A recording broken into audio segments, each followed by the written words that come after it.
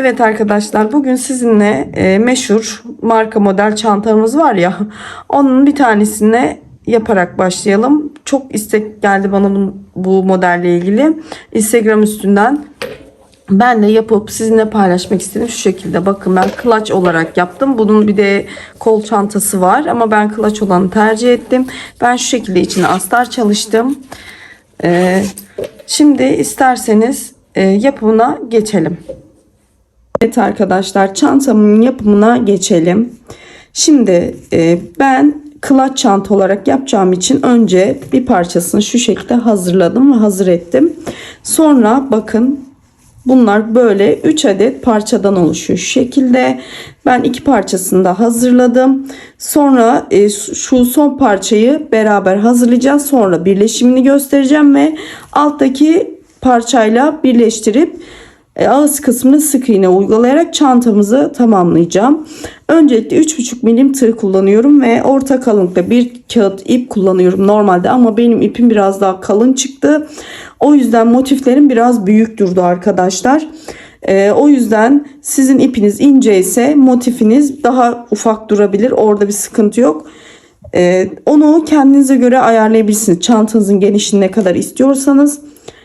Sık iğne sayısını arttırarak tam kare elde edecek şekilde, denk gelecek şekilde ayarlamayı da yapabilirsiniz. Dediğim gibi benim ipim biraz kalın olduğu için benim karelerim biraz daha büyük durdu. Öncelikle şu motifi yapmayla başlayacağız arkadaşlar. Ben şimdi burada bir tane hazırladım. Şimdi sizinle birlikte onu yapacağız. Öncelikle dediğim gibi ben burada 14 adet zincir çektim arkadaşlar. Ve üzerine 13 adet sık iğne yaptım. Ama dediğim gibi sizin ipiniz daha ince ise siz 15 adet yapıp 14 adet sık iğne yapabilirsiniz. Dediğim gibi ipim benim kalın olduğu için bir sık iğne az yaptım. Şimdi öncelikle bunun yapımını başlayalım. Bakın.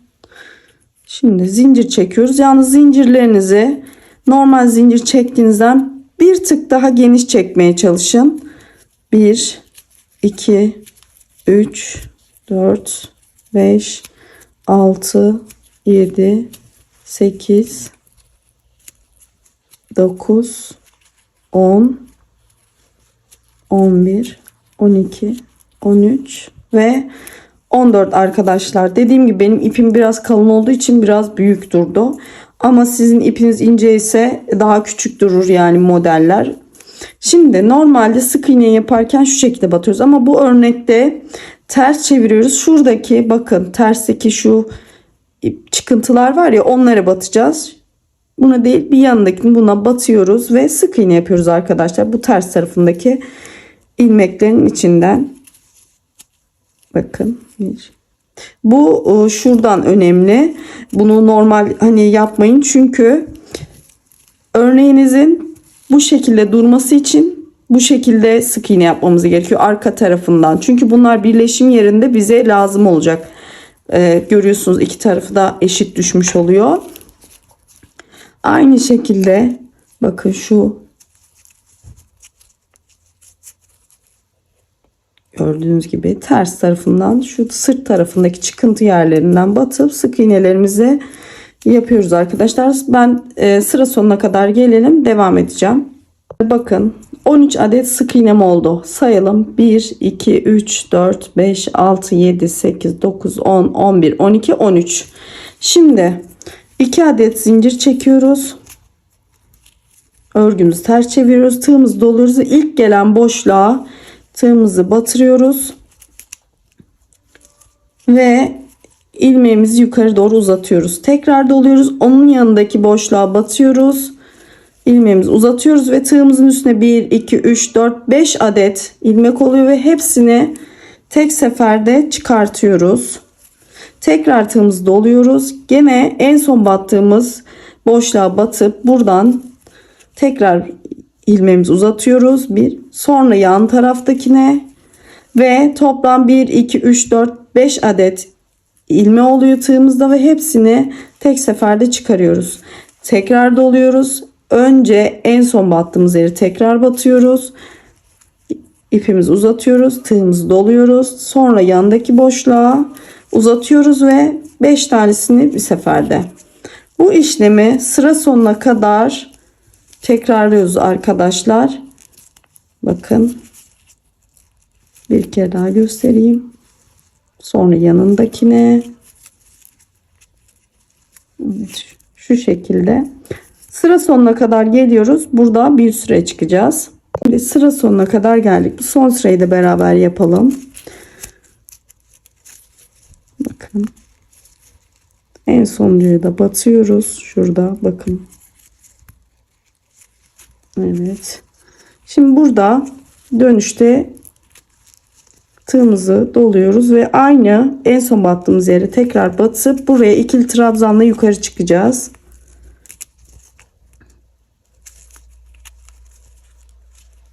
Bakın şu şekilde. Ve tekrar üstlerini bakın saydığınızda 13 adet ilmek sayınız olacak. 1, 2, 3, 4, 5, 6, 7, 8, 9, 10, 11, 12, 13. Şimdi tığımızı hiç dolamadan ipimizi biraz uzatıyoruz. Ters dönüyoruz ve ilk gelen boşluğa, yani şuraya batıyoruz ve sık iğne. Bu boşlukları zaten belirgin görüyorsunuz. Hepsi belirgin. İçerilerine sık iğne yapıyoruz karşıya kadar.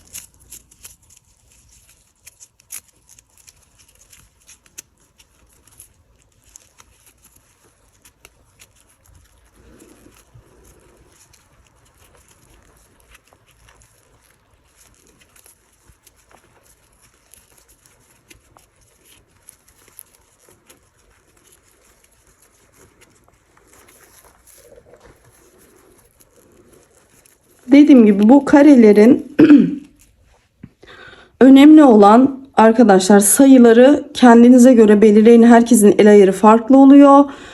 Dediğim gibi şu şekilde bakın, biri düz biri yan olacak şekilde birleştirdiğimiz için sayıların tutması açısından önemli. Hani sayıları 2 tane motif ayarlayıp el ayarınıza göre böyle tuttuğunuz zaman, birleşim yaptığınız zaman denk gelmesi gerekiyor. Ona göre ayarlayın. Dediğim gibi benim ipim kalın olduğu için ben 13 adet ilmekten yaptım ama normalde normal bir kalınlıktaki ipte 15 adet sık iğne çekip 15 adet pardon zincir çekip 14 adet sık iğne ile başlayabilirsiniz. Burada da sonuncuyu da yapıyoruz.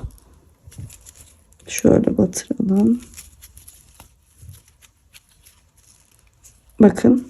Şimdi tekrar aynı şekilde 2 adet zincir çekiyoruz. Ters çeviriyoruz ve tekrar tığımızı doluyoruz. İlk gelen boşluğa batıyoruz.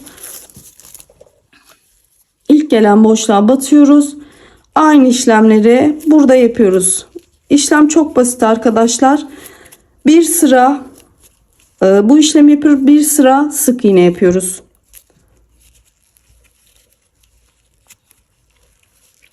Şimdi bakın.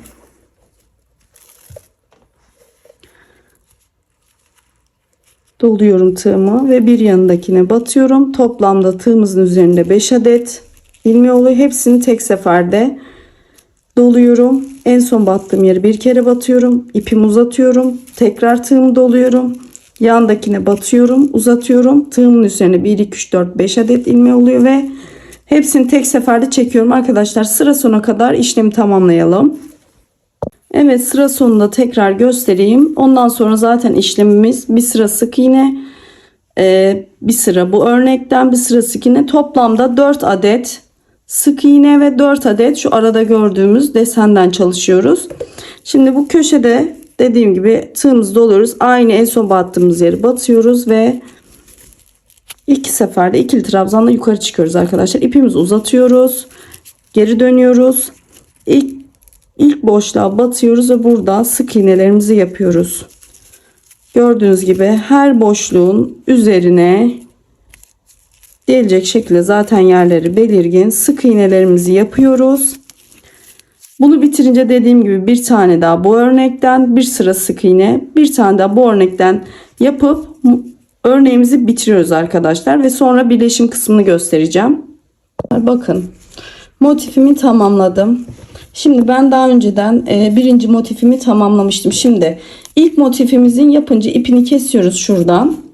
Ve bu ipi burada gizliyoruz arkadaşlar. Ben bunu yaptım. Arkadan ipimi gizledim. Şimdi İkinci motif ve üçüncü motiften sonra ipimizi kesmeden birleştirerek ilerliyoruz ve birleştirdikten sonra ipimizi kesiyoruz. Şimdi şu şekilde bakın.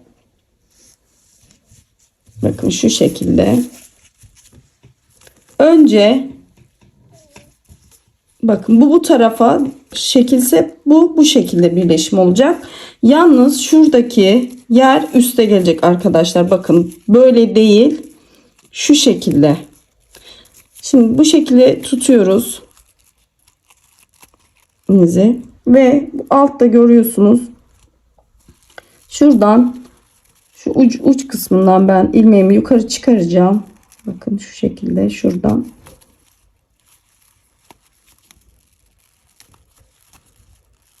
Şöyle. İplik kaydırma yöntemini biliyorsunuz. Onunla şu şekilde ayarlıyoruz ve birleşimimizi bu şekilde yapıyoruz. İpimiz aşağıda. Şöyle ilmek kaydırma yöntemiyle bakın alttan da hizalayacak şekilde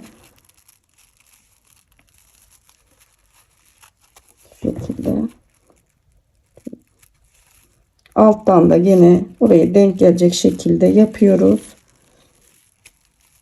ve ilmek kaydırma yöntemiyle parçamızı birleştiriyoruz ve sonra ipimizi keseceğiz. Bundan sonraki motifleri yaptığımız zaman ipimizi kesmeden birleşimini yapacağız. Sonra ipimizi keseceğiz. Ve böyle 4 adet motifimizi birleştirdikten sonra diğer motiflerimizi de hazırlayacağız. Onları da birbirine eklemeyi göstereceğim arkadaşlar.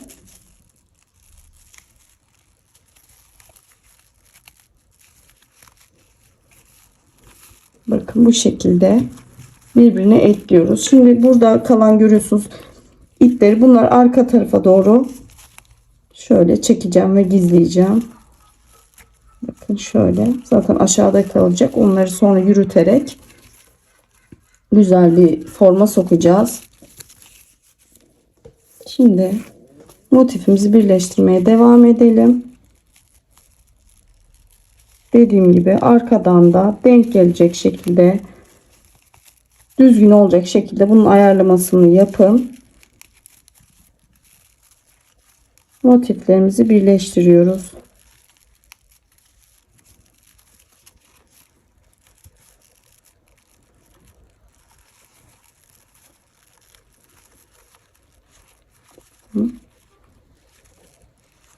Sonuncuyu da şu şekilde birleştirdim. Bakın burada ipimi şöyle sabitliyorum ve keseceğim ipimi. Bu kestiğim ipleri dediğim gibi arkadan gizliyoruz.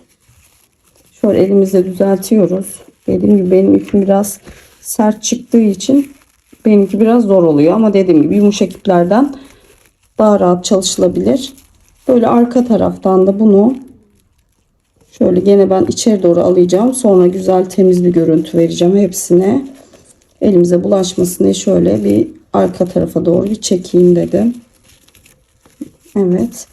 Evet arkadaşlar, birinci parçamı ekledim. Şimdi ben parçalarımı hazırladım. İpimi şöyle kesmedim gördüğünüz gibi. Şimdi gördüğünüz gibi bir yatay bir dikey olarak birleştiriyoruz. Şimdi bu parçamızı gene tekrar ipimizi koparmadık ve şu taraftan göstereyim. Bakın şimdi biz buradayız. Şimdi böyle değil, şu şekilde birleşim olacak. Yani şu şekilde bakın. Bakın şu şekilde. Şimdi bunu da gene şu sık iğne üste gelecek şekilde birleştiriyoruz. Aynı şekilde tutuyoruz. İpimizi aşağı alıyoruz. Ve iplik kaydırma yöntemiyle demin gösterdiğim gibi şöyle geçelim. Şu şekilde.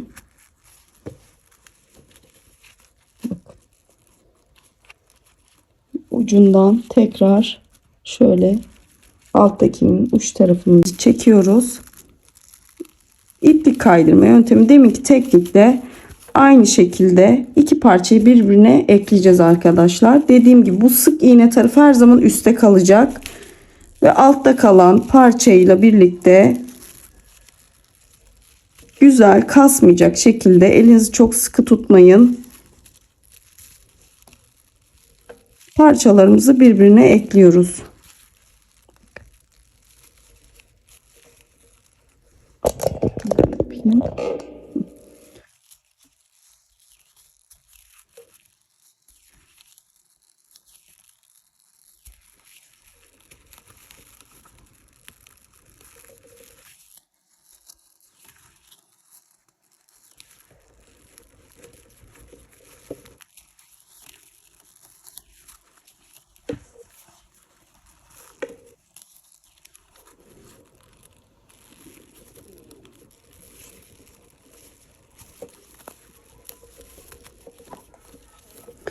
Tabii bu kağıt ipler normal ip gibi olmadığı için çok böyle muntazam düzgün olmasını beklemeyin ki orijinalinde zaten bu çantanın yani orijinal olan markasındaki duruşunu görmüşsünüzdür. Onlardan daha düzgün duruyor emin olun bizim yaptıklarımız, elle yapılanlar.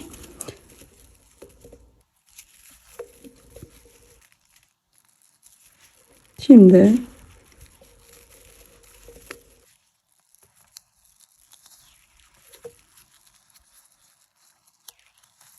sonuncuyu da şöyle birleştirelim.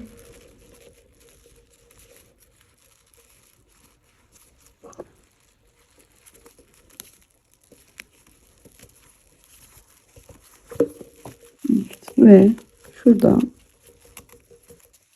bakın şu şekilde ve elimizde düzeltelim mutlaka çünkü kağıt biliyorsunuz el ütüsü çok önemli.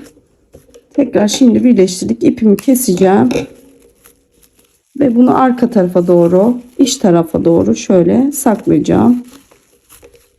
Dediğim gibi sonradan tekrar düzeltme yapacağız ama şimdi elimize bulaşmasın diye şu şekilde arka tarafa doğru kısaltalım. Evet arkadaşlar bakın 3. parçamı da ekledim. Sıra 4. parçamda. Onu da ben yaptım dediğim gibi ipini kesmedim. Onu da birleşimini yapacağız. Şimdi bu şekildeydi dikey. Bunun yatay olması gerekiyor. Dikeyin yanına yatay gelecek. Bunu da bu şekilde birleştireceğiz. Dediğim gibi şu sık iğneler üstte kalacak şekilde. İpimi bakın bu sefer ipim aşağıda kaldı. Şuradan çıkartıyorum. Bakın. Buradan ipi yukarı alıyorum. Sık iğnelerimiz üstte kalacak şekilde aynı birleşimi burada da yapıyoruz. Aslında model çok basit. Örümü de basit ve yapımı çok zevkli arkadaşlar. Ben de kendimi ilk kez denerken de sizinle paylaşmak istedim. Yapmak isteyenler varsa yapsınlar. Herkes yapıp yazın. Takabilir, hediye edebilirsiniz. Sevdiklerinize. El emeği ürünlerden daha kıymetli bence hiçbir şey yok bir hediye olarak. Ki o yüzden ki bu el emeği marka çantalar çok pahalılar. Fiyatlarına bakıyorsunuz. Yani ne kadar değerli olduklarını oradan anlayabilirsiniz ki bence de el emeği ürünler çok kıymetli arkadaşlar.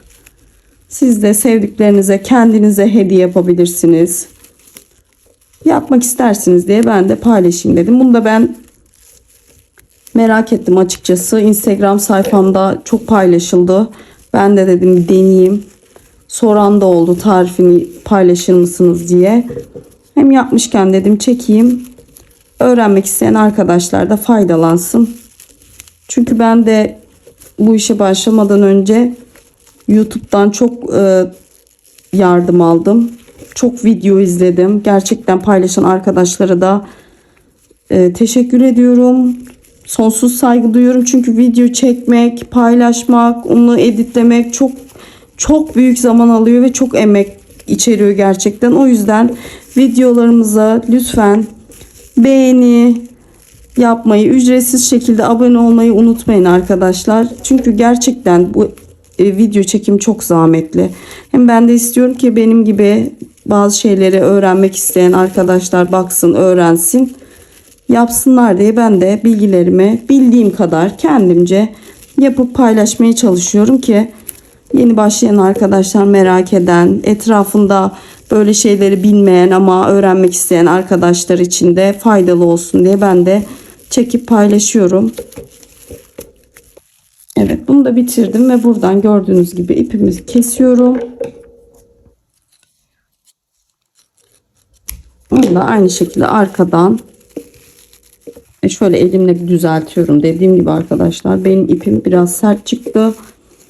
Yine de normalde de kağıt iple çalışırken düzeltip yapın. Her işlemden sonra elinizde ütü yapın. Bu çok önemli. Ve bunları yaptıktan sonra, motifleri birleştirdikten sonra mutlaka ütülüyoruz arkadaşlar. Ama sizin dediğim gibi ipiniz çok ince ise çok fazla bastırmadan ütü yapın. Çünkü ütü bir tık daha örneği yumuşatıyor, yani ipi. Ama ütüleyin, daha düzgün bir görüntü olur. Şimdi ben şöyle elimle bunu düzelttim. Bakın arkadaşlar, şimdi birinci parçamı bitirdim parçamı. Şimdi şu şekilde bir anlatım yapacağım. Şu geniş açı alalım. Bakın arkadaşlar, bu hazırladığımız şu şekilde 3 parçadan, bakın, bir parçası bu şekilde, alttaki parçası biri dikey biri yatay, alttaki parçası dikey. Yani buradaki parçalar da eşit olmayacak. Yani dediğim gibi biri yatay, biri dikey, biri yatay, dikey, bu şekilde farklı olacak. Ve şimdi bunları aynı buradaki gibi aralarından birleştireceğiz arkadaşlar. Şimdi bunun için önce şu şekilde başlayalım birinden.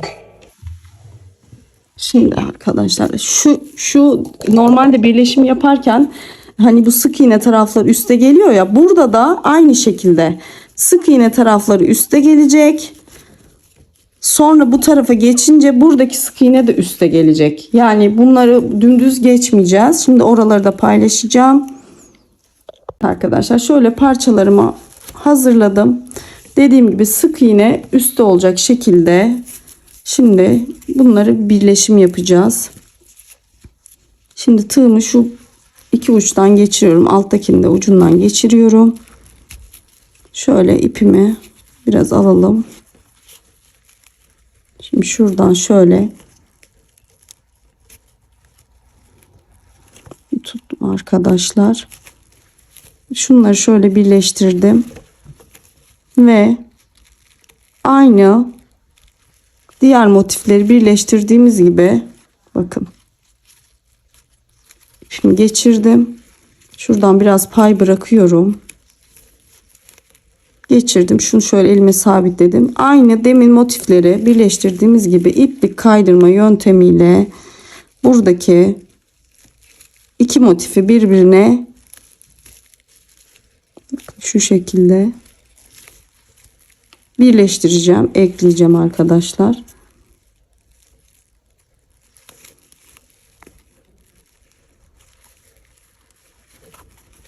Normalde bu kadar zorlamıyordu. Ben şimdi çekim yapacağım diye, siz daha iyi görebilin diye biraz hem kameraya hem kendi elime bakarken biraz kaydırıyor olabilirim görüntüyü. Kusura bakmayın. Şimdi bu şekilde bakın. Aynı tekli motifleri birleştirirken yaptığımız gibi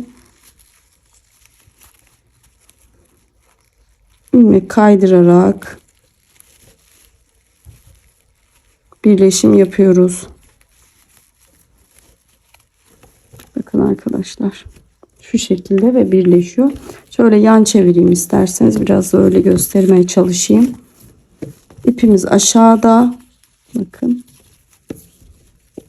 şöyle kendinizce denk gelecek şekilde ayarlayın.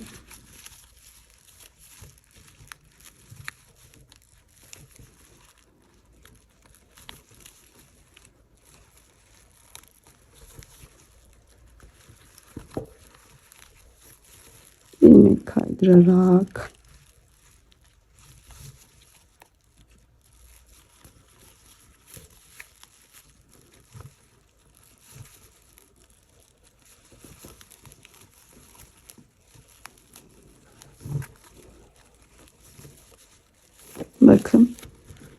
Şimdi burada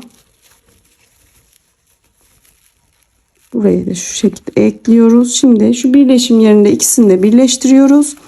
Ve sonra bakın bunu üstüne gelmeyecek. Şuradaki sık iğne her zaman üste gelecek. Yani örneğimizi kaydırarak burayı yaptıktan sonra buradaki sık iğne üste gelecek. Şu şekilde. Burayı yaptıktan sonra buradaki sık iğne üste gelecek. Bu şekilde bir birleşim oluyor. Yani dümdüz aynı geldiği gibi yapmıyoruz. O sık iğneler hep üste kalacak. Bütün birleşim yerlerinde olduğu gibi sık iğneler hep üste kalacak arkadaşlar. Şimdi ben şu uçları da birleştireyim. Orayı da göstereceğim. Bakın şu uçları da.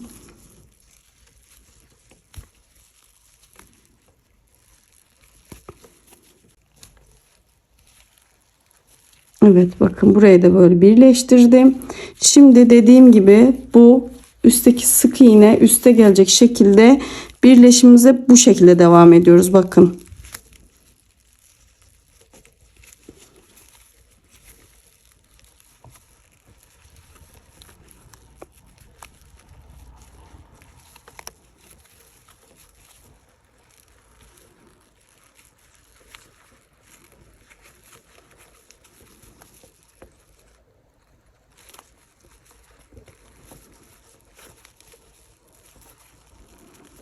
Bakın.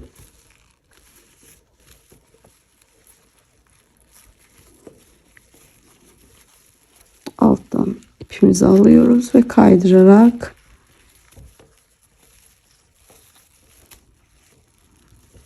şu şekilde devam ediyoruz.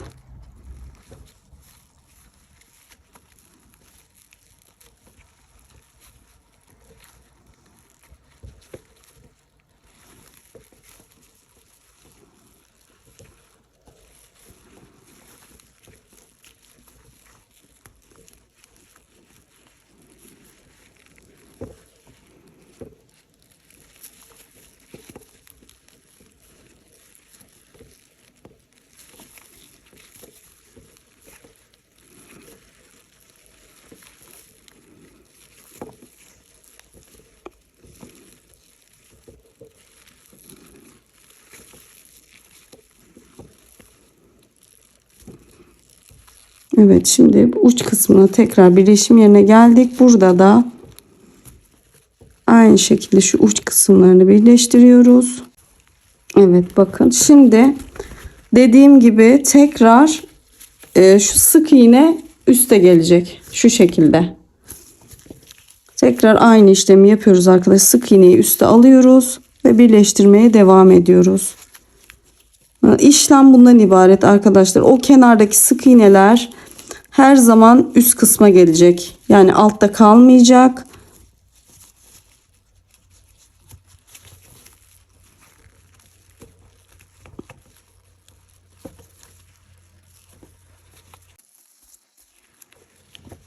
Burayı da aynı şekilde birleştiriyoruz arkadaşlar. Bakın burası üstte.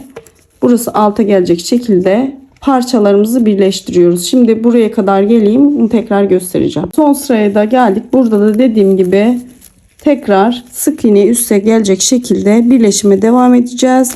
Ve parça birleşimini tamamlayacağız arkadaşlar.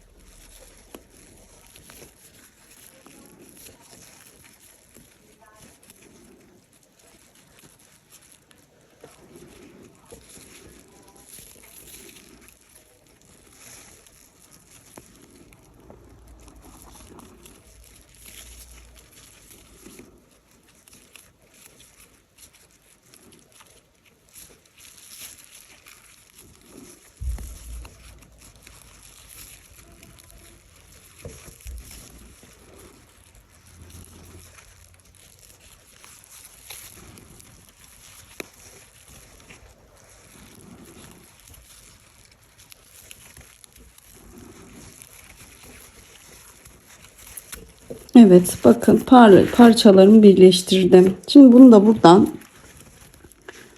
şu şekilde koparacağım ve gizleyeceğim. Bakın şöyle arkaya doğru. Dediğim gibi bu iplik görüntülerini sonradan yok edeceğiz arkadaşlar. Temiz olması açısından.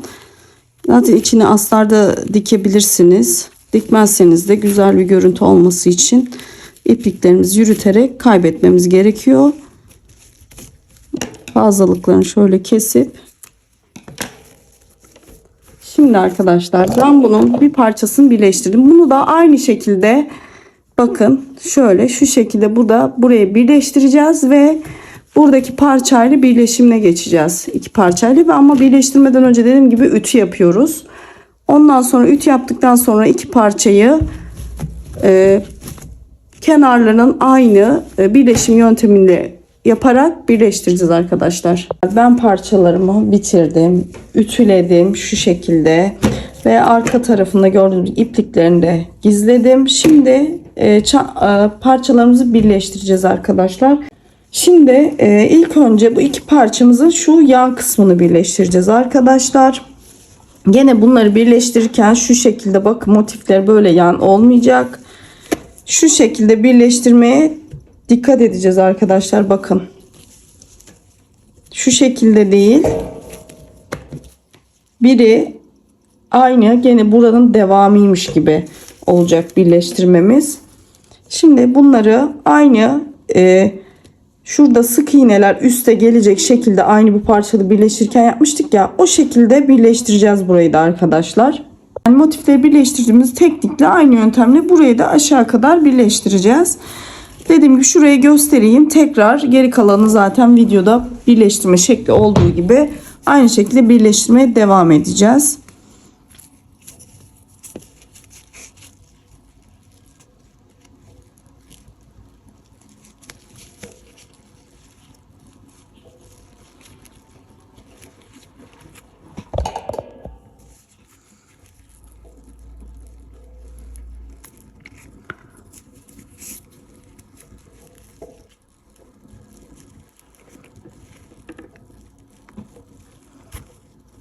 Evet, ipimi şuradan çıkardım. Şurayı uzun bırakıyorum ki sonradan gizlemek için ipimizi yürütürken lazım oluyor. Aynı bu şekilde iplik yürüterek motiflerimizi birleştirdiğimiz gibi buradaki motiflerimizi de birleştiriyoruz arkadaşlar. Değişik hiçbir şey yok. Şu şekilde şu ipimizi çekelim.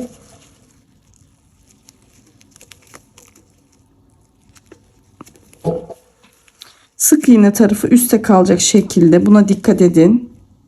Dediğim gibi diğer videomuzda da zaten yani parçaları birleştirirken orayı göstermiştim. Ben şunu şöyle çevireyim. Böyle daha rahat olacak.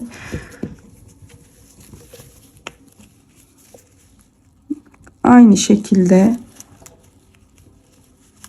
bu motifleri de birleştiriyoruz.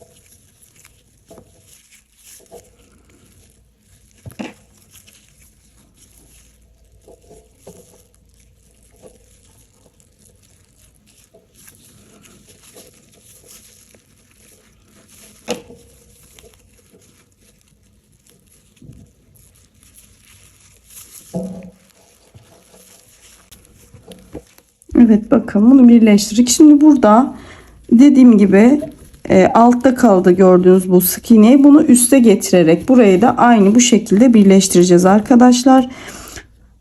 Burayı da tekrar üste gelecek şekilde getirip burayı da birleştirmeye devam edeceğiz. Bu parçamızı birleştireceğiz. Şimdi ben bunları birleştirip geliyorum. Evet arkadaşlar, sırayı birleştirdim. Şimdi ipimizi koparmıyoruz. Buradan şimdi çantamızı şu şekilde uzaklaşayım. Şu şekilde katlıyoruz bakın. Ve alt kısmını da aynı buradaki motifleri birleştirdiğimiz gibi buradan devam ederek bakın şu şekilde. Dediğim gibi benim ipim biraz sert. Sizinki yumuşaksa daha kolay, birleşim daha kolay olur. Benimki sert olduğu için biraz katlaması zor oldu açıkçası. Şimdi ipi buradan yine devam ediyoruz ve yine sık iğneler üste gelecek şekilde, yani buradaki gibi sık iğneler üste gelecek şekilde bakın şu şekilde bunları da tığ yardımıyla birleştiriyoruz. Şimdi buradan devam ediyoruz. Sık iğnelerden başlıyoruz ve karşıda uygun gelen bir boşluğa bakın şu şekilde şöyle ipimizi alıyoruz. Aynı motif birleştirme tekniğiyle aynı buradan dediğim gibi sık iğne üste gelecek şekilde alıyoruz. Şu şekilde tersten. Burası biraz zorlayabilir sizi. Dediğim gibi benim de ipim kalın olduğu için benim için biraz daha zor oldu ama ip ince ise yapımı daha kolay arkadaşlar. Şu şekilde.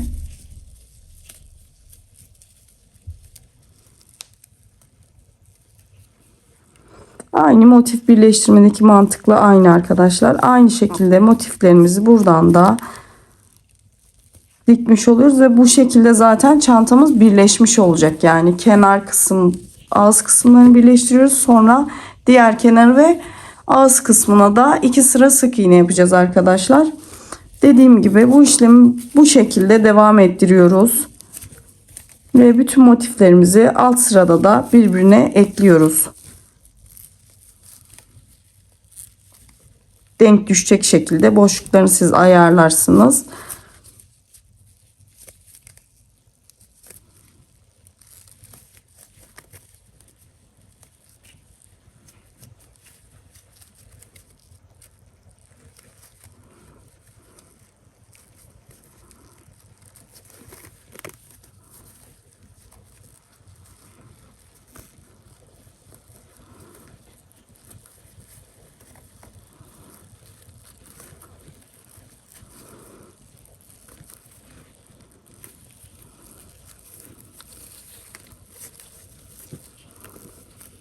Dediğim gibi ipim benim gerçekten kalın bir ip çıktı.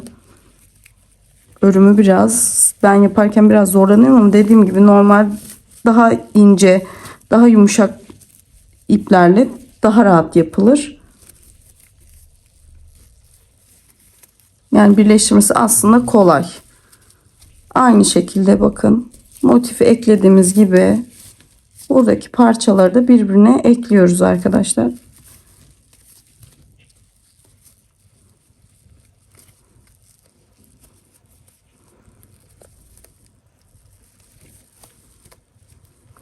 Burada dediğim gibi dikkat etmeniz gereken motiflerde eklerken şu sık iğnenin her zaman diğer motifin üstünde kalması. Onun haricinde gerçekten kolay, basit, örneği de basit, yapımı da basit. Siz de kendinize kolayca marka çanta yapabilirsiniz arkadaşlar. Ben de dedim yapmışken herkes faydalansın.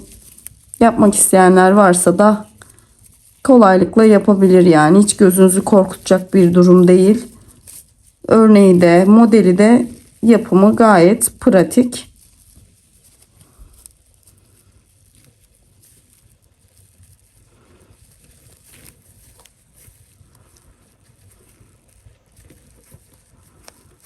Evet arkadaşlar bakın şu birleşim yerini birleştirdim. Burada da dediğim gibi sık iğneyi üste getireceğiz, yani şu şekilde.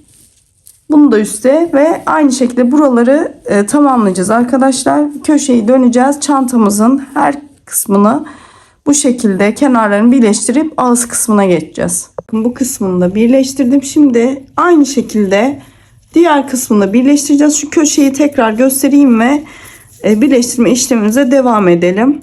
Aynı bu köşede de dediğim gibi sık iğne tarafı üste gelecek şekilde birleşimimizi yapmaya devam ediyoruz arkadaşlar. Dediğim gibi bunların sırası belli değil. Şöyle şu şekilde. Hani siz uygun gelebilecek yerlere batın. Hani ayarlayın. Kasma yapmayacak şekilde. Ya da hani onun ayarını siz zaten bilirsiniz. Normalde iplik kaydırma yöntemiyle aynı şekilde bakın şöyle bu sık iğne üste gelecek şekilde buraya da tekrar köşeyi dönüyoruz.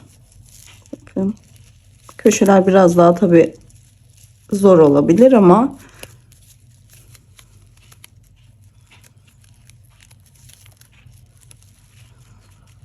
evet bakın bu şekilde. Şimdi geri kalanı da aynı demin yaptığımız gibi bütün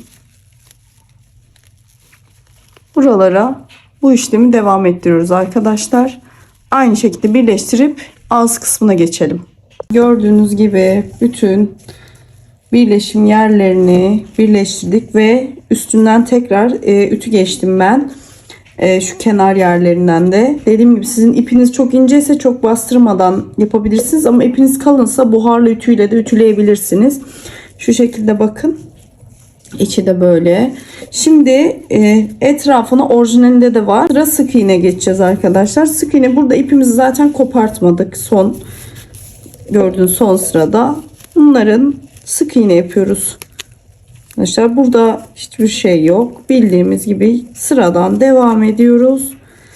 Ve 2 sıra sık iğne yapacağım. Ya da bir sıraya size kalmış. Siz nasıl uygun görürseniz o şekilde yapabilirsiniz. Yani ağzının da düzgün bir görüntü olması için sık iğne yapıyoruz. Sonra içine astar çalışabilirsiniz. Astarsız da kullanabilirsiniz ama dediğim gibi içini güzel temizleyin, yani gizleyin iplerinizi. Genelde yurt dışlarında bana da mesela takipçilerim yazanlar oluyor. Çantaları astarsız kullanıyoruz. Bence böyle daha güzel diye. Bilmiyorum, biz Türkler astarlı kullanmayı daha çok seviyoruz herhalde. Yani dediğim gibi astar ve fermuar da çalışabilirsiniz. Ben de ağzına fermuar dikmeyi düşünüyorum. Dediğim gibi size tercihinize kalmış. İster çıt çıt yapın, ister astarlı fermuar yapın, ister astar yapmayın. Yani bu tamamen sizin tercihiniz arkadaşlar. Şimdi gördüğünüz gibi sık iğnelerimi böyle bu şekilde bütün kenarı dönüp ben bir sıra sık iğnemi yaptım. Ben 2 sıra tercih etmiyorum ama dediğim gibi siz 2 sırada yapabilirsiniz. Benim çantam zaten biraz büyük ve geniş olduğu için ben tek sırayı uygun gördüm. Şimdi şurada birleşim yerinde ben iplik kaydırma yöntemiyle ağız kısmını bu şekilde bitireceğim. Ya ben daha düzgün bir görüntü olmasını istediğim için ve ben bu görüntüyü seviyorum. Çantalarda daha muntazam duruyor bence. İsterseniz siz yapmayabilirsiniz tabi ama ben tercih ediyorum. Daha bir şık bir görüntü oluyor ve çantanızın ağız kısmının zamanla kullandıkça esnememesini sağlıyor. Yani sağlam oluyor. Şimdi bu şekilde bütün ağız kısmına yani bu iplik kaydırma yöntemini uyguluyoruz arkadaşlar. Bakın. Zaten bu çanta yaparken bu yöntemi sıklıkla kullandık. Artık zaten öğrenmişsinizdir. Bakın şu şekilde bütün çantamın ağız kısmına bunu uygulayacağım ve çantam tamamlanmış olacak arkadaşlar. Dediğim gibi ben sonradan içine astar ve fermuar çalışacağım ama siz astarsız da kullanmak isterseniz olabilir tabi. Gördüğünüz gibi iplik kaydırma yöntemiyle de son sıraya geçtim. Burada da bu şekilde ipimi içeri çektim. Sonra ben onu gizleyeceğim. Gördüğünüz gibi marka çantamız hazır arkadaşlar. İçine dilediğiniz gibi astar, fermuar, çıt çıt yapabilirsiniz. Ben çok severek çalıştım. Çok güzel bir çanta bence. Kolay ve yapımı da oldukça basit. Dediğim gibi benim ipim kalın olduğu için benimki nebatları biraz büyük oldu. Hatta şu şekil göstereyim bakın. 2 karış büyüklüğünde neredeyse. Ama dediğim gibi sizin ipiniz daha incese daha ufak boyutlarda olur. Yani orada bir sıkıntı olmaz. Ben zaten genel itibariyle Instagram sayfamda takip edenler bilir. Büyük çanta çalışmayı seviyorum ve daha kullanışlı buluyorum açıkçası. Klaçlarda da geniş klaçları tercih ediyorum. İçine en azından güzel ihtiyaçlarımızı alabilecek büyüklükte ve bu benim için gerçekten ideal bir boyut. Arkadaşlar çantamı bitirdim. Şu şekilde ben ağız kısmına fermuar çalışması yaptım. İçine de kullanmadığım bir çantam vardı. Bakın onun astarını kestim, kenarlarını diktim. İçine monte ettim. Siz normal astarla dikebilirsiniz. Bu şekilde bence çok güzel oldu. Şimdi size şöyle kabaca ölçülerini de vereyim. Dediğim gibi benim ipim kalın bir ipti. O yüzden motifler normalinden biraz daha büyük ve geniş oldu. Ama siz yani normal kalınlıkta bir ipte yaparsanız daha ufak ebatlarda olabilir. Bakın 35 santim genişliği var. Şöyle 27 santimde yüksekliği var arkadaşlar.